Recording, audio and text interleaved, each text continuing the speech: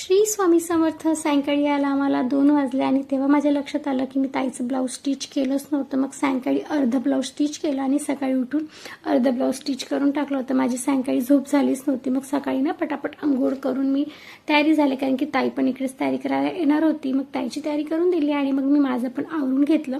तोपर्यंत ना आम्हाला 10:30 वाजलेच होते आणि लग्नाचा टायमिंग होता 11:30चा आणि लग्न राईट टाईमवर लागणार होतं.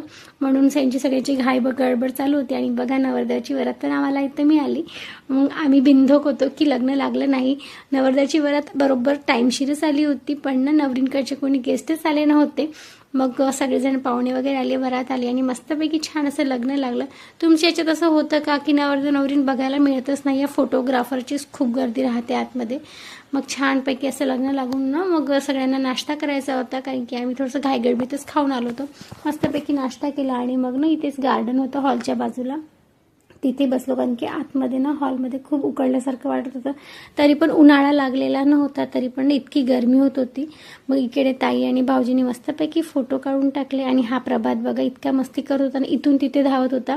आणि सायंकाळची झोप न झाल्यामुळे ना माझं डोकं वगैरे इतकं दुखत, जेवण झाल्यामुळे ना सगळ्यांनाच इथे झोपा लागत होत्या.